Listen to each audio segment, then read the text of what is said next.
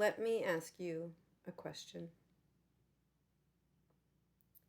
Why did you want to become a parent? And why did you want to have a child? What does that mean to you? What kind of parent did you want to be? Are you lining up with what you wanted?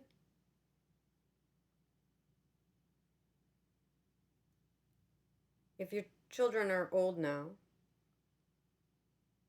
did you teach them the proper things now that you see the results? If you have a teenager, is your teenager good at time management? Or do they have good social skills? Did you teach them what they need to learn to be productive in this life? Because you're not always going to be here. And then what? I've spoke and seen so many people who lost their parents and not know what to do. Usually they end up by committing suicide, turning to drugs or alcohol, which is a slow suicide, and they just go crazy. They go to therapy. The lucky ones decide to go to therapy and get help. But you're not setting up your child to live a life without you if you're never teaching them how to live.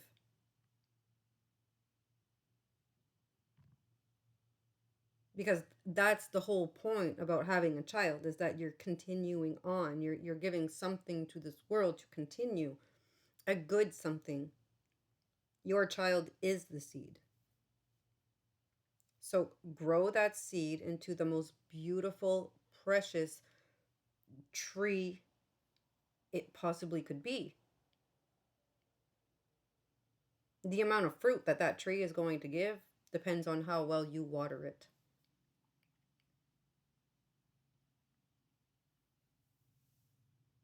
And every single child that is put on this planet deserves the same love and warmth and safety, care as the next one. There's not one that deserves it more than the other. It's not because of sex or race or where you're from. I don't care. Even the name, even the name of the baby, the person, it doesn't matter.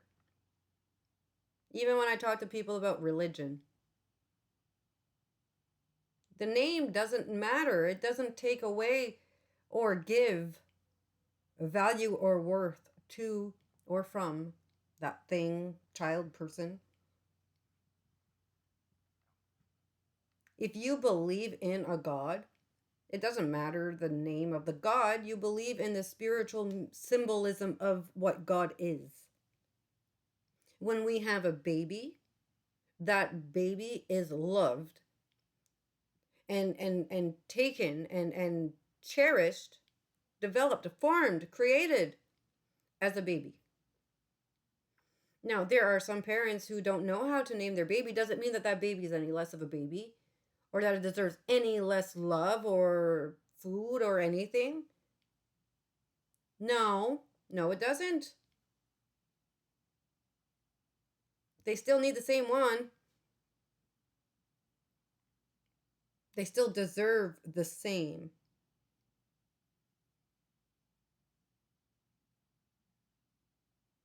Every child deserves the same chances and opportunities as the next one. Every single one of them.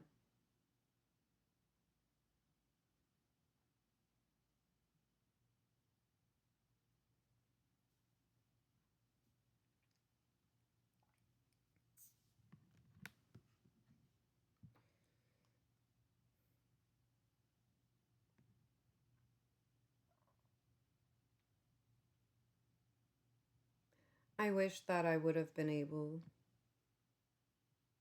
to make better choices.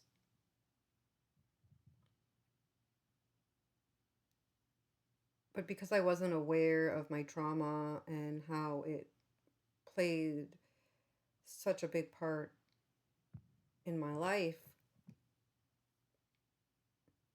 I did create cycles that did cause trauma. With all the love I had for my children, despite working hard to break every cycle I possibly could, the cycles I thought I had to break, I mean, I broke them. I graduated school. I didn't have a kid as a teenager. I went to college. I even graduated college. I broke those cycles. I broke cycles. What I didn't learn or wasn't told, but no awareness, was the emotional turmoil cycles, the complex PTSD, the flashbacks, the triggers, the anger, the self-loathing, difficulty, the depression, the just none of it.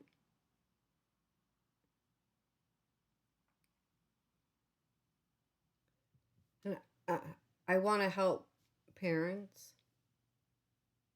It's because my heart for the child.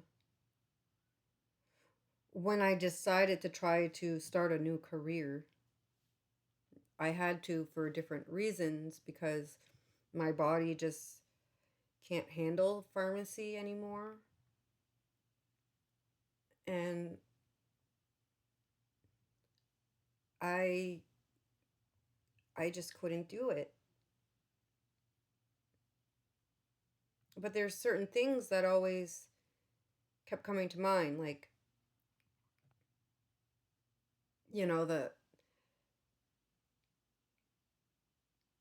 being people recognizing that I was good at talking with people. My last pharmacy job, one of my coworkers, you're so good with people. You're so good with the clients. My goodness, you're good with people.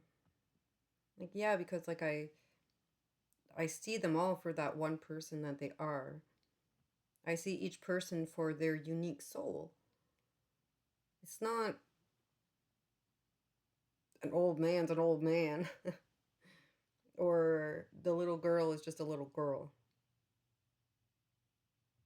It's that little girl is that little girl. And that young lady is that young lady. We're all individuals. And as much as we all bleed red, we all need different things, right? Like we all need love, but we all take it and give it in different ways. We all need food, but we like to eat food differently. We all need water. Some wants flavored, some want the fizzy stuff, some want whatever fancy water there is these days, but it's still water. No matter what fizzy stuff you put in there or filters you put through it, it's still water. It's a basic human need. Whether you want to fancy it up or dumb it down, I mean, it's a human need. Same with fancy meals. It's the same thing. We need food. We need sleep.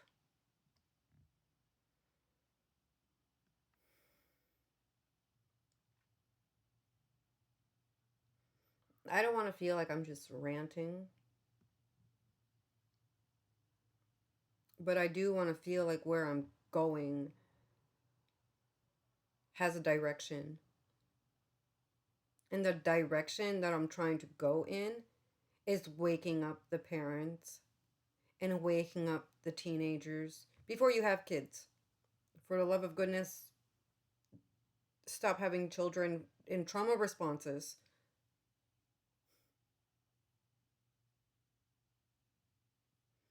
A lot of people would like compliment me on how I parent my children.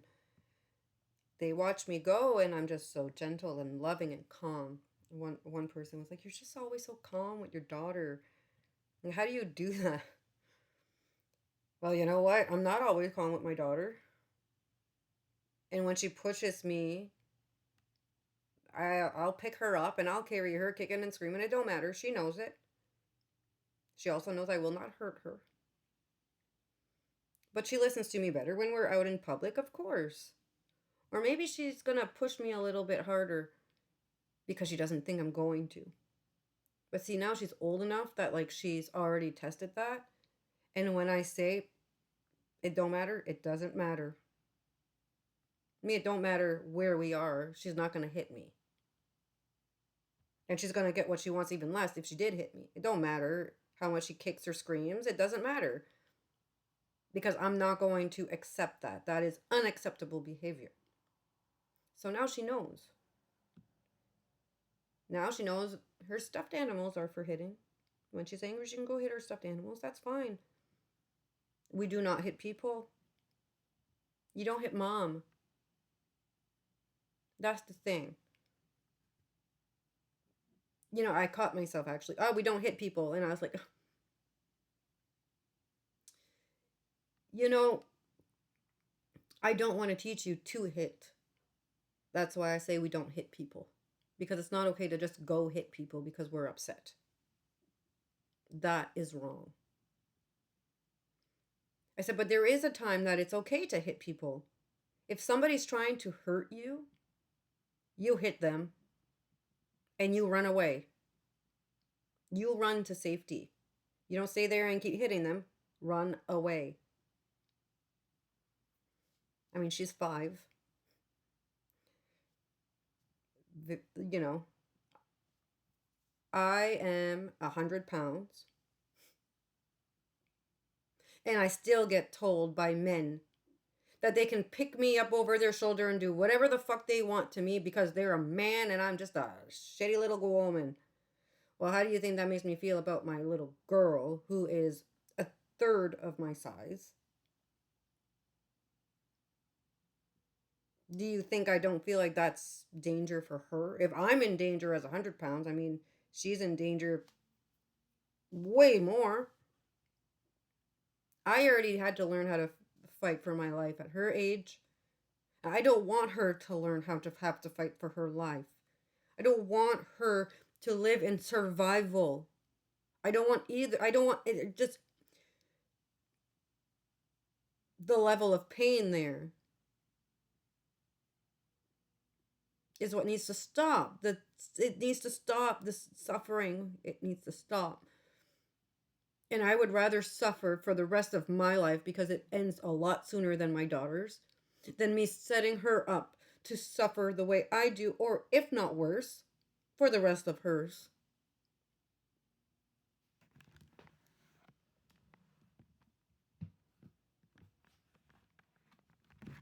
Now, I am woman enough to say that I have feelings. I have emotions. I'm made like that. And I am not ashamed that I feel. I'm not a psychopath. I'm not a robot. I'm not pretend or fake. I am real. I'm a real person with real needs and real feelings. And every single person on this planet is the same. And every single baby that we put here needs it even more. If you think that you need love, look at a baby and ask yourself, how much love does that baby actually need? If I'm an adult and I still need love, how much love does that baby need? A long time ago, there was actually a study on physical connection and babies, about what it would do if you didn't give affection to your baby. A lot of them died. Some of the babies died because of a lack of affection. They were still getting fed, but they weren't getting touched and loved or responded to when they cried, they got neglected to death as a baby.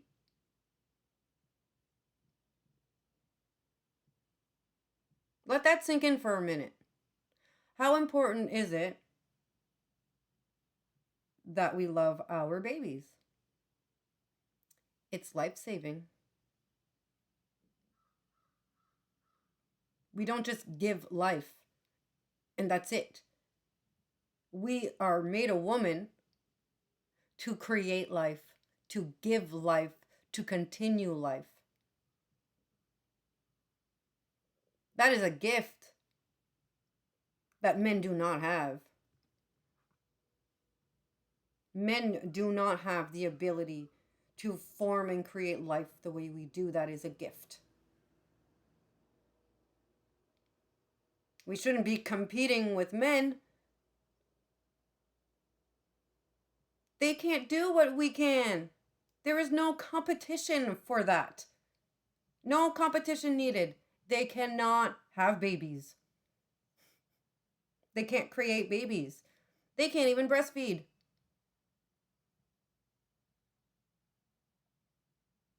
Okay, so when the mom thinks, I'm not strong enough, I can't do this, you'll remember for 1 second that you did, you can, you will, and you will continue. You know why? Because you're a woman. And we have something, we are something that men are not. And that is mothers. We as mothers are the ones that need to stop smoking. We need to eat healthier. We have to watch our sugars, watch our weight, watch our this, watch our blood pressure, get blood tests. We got to get touched and probed in ways we don't want to. But we do it for our babies. Okay, so if you actually did all of that stuff, you take vitamins every day, all of it. If you did all of that to give birth, my goodness, you're going to do all that times, I don't even know what to give them life. Because you're strong enough to do so.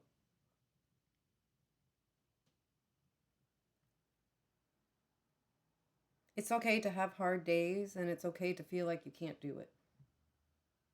Those days, rest. Give yourself a little bit of kindness the way that you would me if it was me telling you that I'm having a horrible day.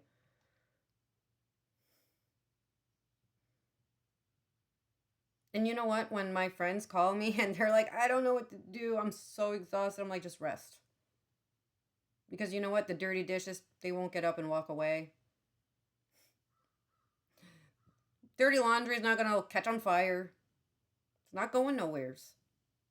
But your health is. Your children's memories, those will take them somewheres.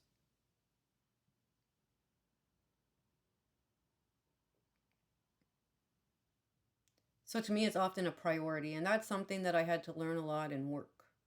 It was often priorities.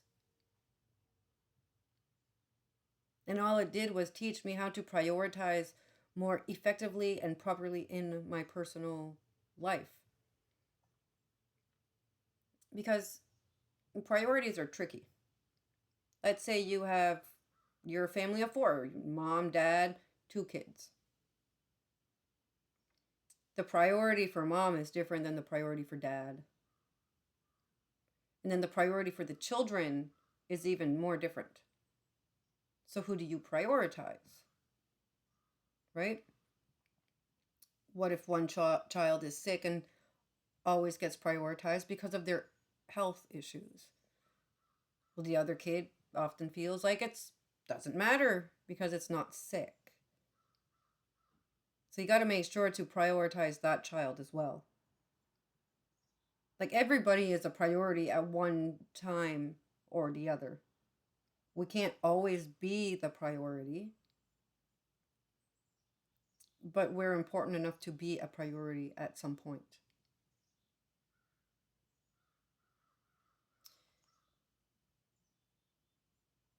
So A good example for that would be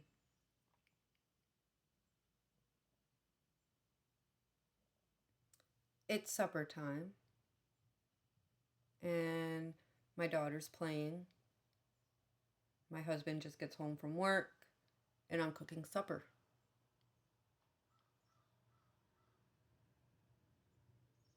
My daughter wants to play. My husband wants to tell me about his day. And I want to cook supper. To me, the priority is supper. To her, the priority is playing. And to him, the priority is being heard. Okay, so all at the same time, everybody's priority is different, which causes problems. Okay, because as a family, priorities often need to align in order for a relationship to work properly. So if that's the case, the way I work is I'll turn down the heat on my supper.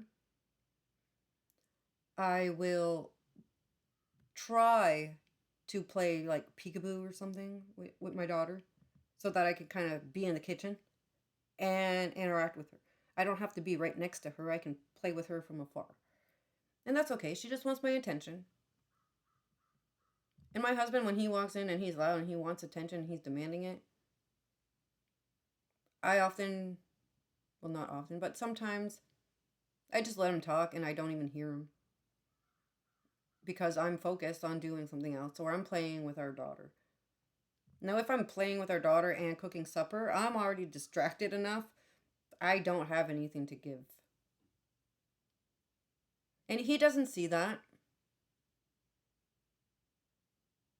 And that's okay because that's his thing. But at the same time, I do need to make him feel like a priority or that he is important. So I tell him that because I'm doing something right now, I don't have the ability to listen the way he deserves me to listen to him.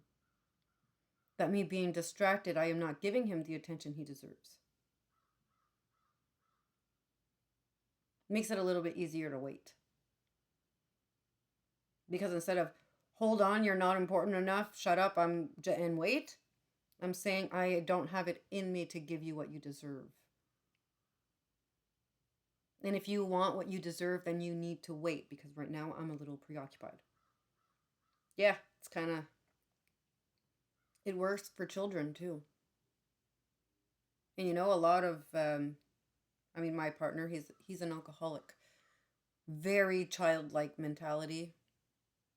Left him 3 times. I barely have it in me to want to be with him anymore. But a lot of, you know, the financial burdens of today, I just couldn't make it work. I left him the last time a few months ago and well at the beginning of this year. And all the daycares are full. I couldn't get a job, welfare and stuff like that is not enough. Now I went to college so that I would give a better life to my daughter. I don't want to go on welfare just because it's just not what I want to do. So we stayed apart for a couple of months. And he went to detox and he stayed sober and he quit a little bit. And then I came back because it was her birthday and all of those things and one thing led to the other. Because of my trauma, I can't handle my daughter crying for her dad. I can't. Like I can't. Because it just reminded me too much of me crying for mine and I just don't have it in me. Okay, it is very much opening those old wounds. And the crazy thing is that I picked it subconsciously because it felt safe or known.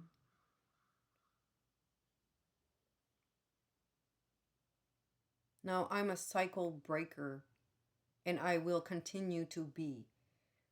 And just because I chose him as a partner doesn't mean that I won't break the cycles.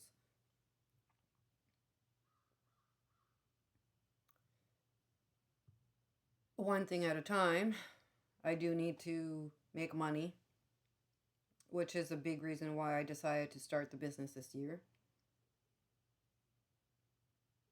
because I needed to get some financial freedom. Because he does make more money than me. So it only made more sense that if one of us had to go to work, then it would be him. Now, lately, he's too sick to do what he's supposed to do. So then it all falls on me. And okay, I mean, I'm used to doing everything myself, so it's not that big of a deal.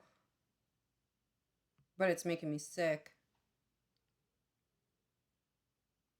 And to me, that matters because I need to be here for my daughters. My oldest one's graduating this year. I I don't want to miss a beat of either one of their lives. Even on bad days, I still want to be there for them. I'm just having a hard time. And that's the thing, is that I tell them, Mommy's upset, Mommy's not feeling good, I'm sick. I have to take medicine to manage pain and stuff. Yesterday, my youngest hurt herself. I said, "Are you okay?" And she said, "Yeah, I'm ignoring the pain the way you do." You ignore the pain, Mom. That's okay. I was like, well, okay, kind of. I kind of do, right? Because it's often that I'm like, oh, I'm sore, like give me a minute or whatever, right? Like, oh, I'm just gonna go for a walk. I'm gonna stretch. I'm gonna try to do something. But she sees that as me ignoring the pain. I see it as I'm trying to manage it, right? So I had to take a minute, and I was like, sweetheart, I I do take medicine for pain. And I am supposed to take it every day, like a few times a day. I don't always take it a few times a day, but I do take it every day. And she was like, "Oh?" I said, "Yes, because that's part of me taking care of myself so that I'm not ignoring the pain, because we don't need to ignore the pain. When we're in pain, that is our body telling us something is wrong with us. So we need to listen. You can't ignore that.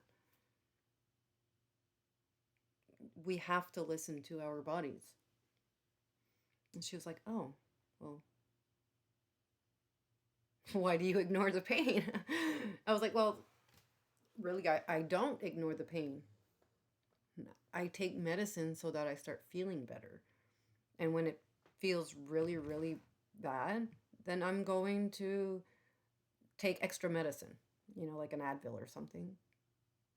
And sometimes I'll go take a bath or I'll use heat or whatever. I'm trying to show her that I take care of myself. One of the big things is that when I'm sick, I do make sure to show her that I am taking medicine to help me, that I am drinking water or tea to help me, and that I am getting the rest that I need to get better. So that way she mimics those things when she is sick. And like, man, if I knew that for my first one,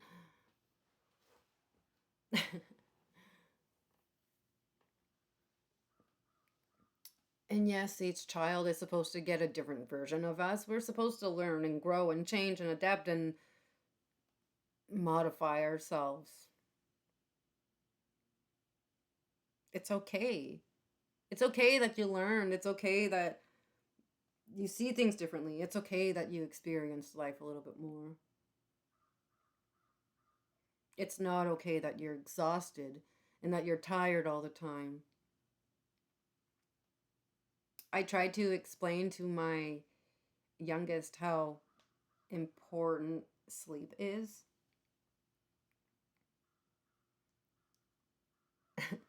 So I tell her, you know why I try to get you to go to bed at a decent time?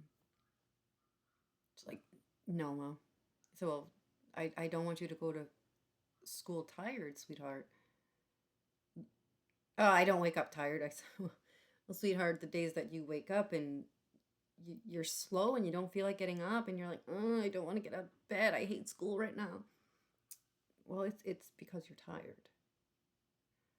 And that's okay because like me too, I remember waking up like that a lot. A lot. So I tried to explain, when we're tired, we get grumpy. It's like, no, I'm not cranky. Just half crying. I'm not cranky, Mom. I'm not mad. Well, sweetheart, we we do cry more if we don't sleep. So let me explain to you something, darling. And she's like, what? I said, you know, if you get crankier and more sad, if we as people, because it's not just her, it's a person thing. We get more emotional when we're tired. Okay? So if you're always sleep deprived, you're probably always cranky. Well, how do you think that plays a role into your life? Okay? My daughter is like super vibrant. She likes to say hi to everybody and she's super social and stuff. Oh, when she's tired, she's not like that. So I was like, when you're tired, don't really feel like playing with people, right? Like that hi, but the person that you say hi like that to, like, ugh, hi, they're going to respond to you the same way. Like, ugh, why is she looking at me like that? Hi, whatever your problem is. But then it's the negativity that is given. We reciprocate that. So then she's going to continue on, oh, why is that person not be nice to me and stomp around and stuff like that, right? So that it multiplies. It's the ripple effect on just a lack of sleep. Okay, so tell me, how important is it to go to sleep or have a good sleep schedule? It is so important that determines how much people are going to like you, how much patience you have, what your ability is for the day. It even affects how hungry you are, how you metabolize your food. Okay, so it's just another thing that as a woman we need to combat because we are consistently changing throughout the month. If you are not on any type of birth control or hormonal thing, these days it's either like there's so many options there. So unless your hormones are like managed in some sort of way, we are made to be changing every day. Like every day. If you're not on a birth control, your choices are actually going to be different today than they were yesterday. And they would be different next week, all in the same situation, just because of the level of hormones that we have, the way our thought process works. Do you think that it is a bad thing? Because that's what changes the perception. I actually feel like we are luckier to be able to change our perception and our thought process because men get stuck. They're just like testosterone. Uh, that's it. You know, my oldest daughter actually taught me why we get so cranky when we're on our period. And she said, Mom, it's because of all the testosterone. I was like, oh, really? I said, well, that's why guys are so cranky, huh? It's like the only hormone they have. And we're the problem. Imagine. We get 1 week of testosterone, and holy shit, it's the end of the world. Not the same when we have estrogen, though, right? So think about this. It's even crazier because, like, animals are going to be more attracted to us because we're bleeding. Okay? So, mine fuckery here, we kind of need to be a little bit more defensive and protective. Okay? And that is not when we are made to be having sex and reproducing. We get the jolt of estrogen when we are ready to conceive so that we can be more attractive, right? Like, this is all made a certain way for a reason. Instead of fighting who and what we are, we should be trying to work with it. Learn our bodies, learn our cycles, learn what's going on. A man is supposed to be strong. He's supposed to keep us safe. He's supposed to, when you see a man, one of the things that makes him attractive, at least to me, is that I feel safe. Is that he can make me feel safe. Not threatened. Safe. But I've also learned that there is nobody who can make me feel like that anymore. Because the people who make you feel safe because they want to make you feel safe, it's only going to be until it doesn't work for them.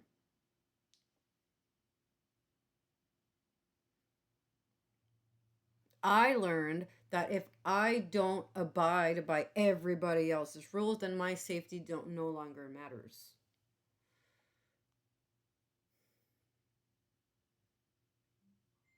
And that's messed up. Because I have two little girls that I'm trying to raise and teach. And I ask myself that a lot. What am I teaching them and how will this affect them in their life? What are they going to see out of this? And even if I feel like I'm trying to teach them a lesson, it doesn't mean that that's what they're going to take out of it, right? It doesn't mean that that's what they're going to remember, how they're going to see it. It's just my own part, my own expectations, my own desires. Now, when does life work out to be what you want it to be or thought it doesn't. All you can do is try. All you can do is have the right things in your mind, want to make the right choices at the right times for the right reasons for the right people.